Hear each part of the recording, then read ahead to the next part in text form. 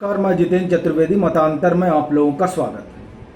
आज हम लोग बात करेंगे कि जो पीएम की अमेरिका यात्रा है, उस अमेरिका यात्रा में जो और चीजें हो रही हैं वो आप लोग देख रहे हैं और लोग उसको बता भी रहे हैं, लेकिन उसके पीछे एक और घटनाक्रम चल रहा है। उस घटनाक्रम में पीएम के खिलाफ वहां जो एक तरीके से समझिए कि घेराबंदी हो रही है और एक आप उसे साजिश कह सकते हैं, जो नई तो नहीं है, लेकिन एक चीज देखना बड़ा मैं ये कहूंगा कि दुर्भाग्यपूर्ण है कि अगर आप पीएम का विरोध कर रहे हैं, करिए, डेमोक्रेसी में सबको इसका अधिकार होता है, लेकिन जब आप इस तरह का विरोध विदेशी धरती पर करते हो भी प्रायोजित तरीके से, और वह भी तब जब आप खुद आरोपी हो और अपनी खुन्नस में इस तरह का अभियान चलाते हो, तब सवाल बड़ा हो जाता है। देखिए, मैं पूरा जो है आपको वो किस्सा बताता हूं जो वहां चल रहा है। और वो जो है आज मतलब जब मैं आपसे बात कर रहा हूं और जब तक ये आपको वीडियो मिलेगा, हमको लगता है कि उसके 7-8 घंटे बाद प्राइम मिनिस्टर ऑफ इंडिया और प्रेसिडेंट ऑफ अमेरिका आपस में उनकी मुलाकात होगी। और जब उनकी मुलाकात होगी तो दो अलग अलग जगह उस मुलाकात के खिलाफ, या आप कहिए कि प्रधानमंत्री के खिलाफ प्रदर्शन हुआ। ये 22 तारीख को तय हुआ। 22 तारीख को एक मीटिंग होती है और उस मीटिंग में वीडियो कॉन्फ्रेंसिंग के जरिए लोग मिलते हैं। मिलने वाले लोग कौन हैं? मिलने वाले लोगों में हर्षमंदर सरीखे लोग हैं। मिलने वाले लोगों में गोविंदा आचार्य जैसे लोग हैं। गोविंदा आचार्य, इसको आप ध्यान से सुनिएगा, नहीं तो पता चले कि अर्थ का अनर्थ आप समझ लीजिए, इसीलिए मैंने आपको फिर से बताया। गोविंदा आचार्य ये वो लोग हैं जो 22 तारीख को ही पीएम यहां से गए हैं अमेरिका। ये लोग बैठते हैं। स्पॉन्सर्ड कौन करता है? स्पॉन्सर्ड करता है इस पूरी मीटिंग को Indian American Muslim council and Hindus for human rights, MST international समेत 16 लोग इकट्ठा होते हैं और वो तय करते हैं कि हिंदुस्तान में जो सीए का मुद्दा है, जो आर्टिकल 370 है, जो माइनॉरिटीज को लेकर आपको पता होगा कि जो अल्पसंख्यकों के ऊपर अत्याचार हो रहा है उसको लेकर, और जो अब मैं आपको एक शब्द में कहूं तो उस पूरे जो 22 तारीख की मीटिंग हुई, उस मीटिंग जिसे कांग्रेसल ब्रीफिंग कहा गया, और उसका एक ही एजेंडा था कि जो ह्यूमन राइट वायलेशन है उसको लेकर हम लोग विरोध प्रदर्शन करेंगे जब पीएम और जो बाइडेन मिलेंगे। ये पी गुरुज की स्टोरी है जिसके हवाले से मैं आपको बता रहा हूं। ये है स्टोरी। और आप इंडियन अमेरिकन जो है इंडियन अमेरिकन मुस्लिम काउंसिल, उसका ट्विटर अकाउंट है, उस ट्विटर अकाउंट पे आप जाइएगा तो आपको डिटेल मिलेगा। मैं आपको उसका ट्विटर अकाउंट भी दिखाता हूं। वहां पर जो ये मीटिंग हुई, आपको सिर्फ ये मीटिंग ही नहीं, वहां पर बहुत चीजें आपको देखने को मिलेंगी कि किस तरीके से वहां उसमें पूरा राना अयूब का खूब आर्टिकल उस पर शेयर किया गया है। वो राना अयूब जो गुजरात फाइल्स लिखती है और जिसे सुप्रीम कोर्ट कहता है कि फ्रिक्शन है, कोविड के दौरान तमाम जगह से क्राउड फंडिंग करती है और पता चलता है कि एफसीआरए का उल्लंघन है। तमाम आरोपों में फंसे लोग अब रोग आ रहे हैं। और ये देखिए, ये ट्विटर अकाउंट है इंडियन अमेरिकन मुस्लिम काउंसिल, या आप जाकर वहां पर इसे देख सकते हैं। और जो पिन ट्वीट है, पिन ट्वीट में वही जूम मीटिंग है जिसका मैं आपको जिक्र कर रहा हूं, या आप देख रहे होंगे, वही जूम मीटिंग है जिसका मैंने अभी आपको जो बताया, ये पिन ट्वीट में वही है।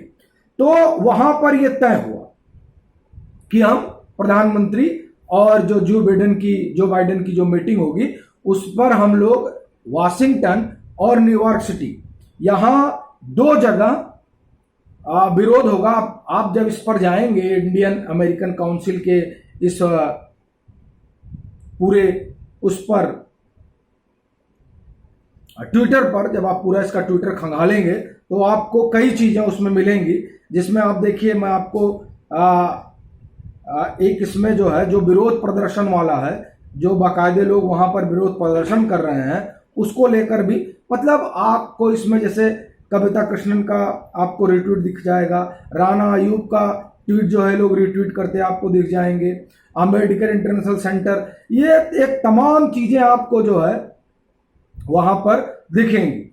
और उससे ये देखिए, ये 12 घंटा पहले ट्वीट हुआ है, human rights group oppose to state sanction discrimination, intimidation, prosecution, physical attack and killing of religious minorities by Hindu right-wing extremists in India gather near the White House to protest the US visit of Narendra Modi. ये देखिए, ये आप जाइएगा, ये पूरा जो Indian American मुस्लिम council है उसको ट्विटर हैंडल पर ये सब है। अब आप देख रहे हैं कि किस तरीके का वहां पर विरोध प्रदर्शन प्रायोजित किया जा रहा है। तो एक तो जो वहां पर चल रहा है वो, और दूसरा आप देखिए वहां पर जो सुशांत सिन्हा वरिष्ठ पत्रकार हैं वो भी इस समय अमेरिका यात्रा पर हैं। कल उन्होंने अपने जो 6 लाख, तकरीबन 6 लाख, उन्होंने बताया कि 6 लाख झंडे सफेद लगे हुए हैं।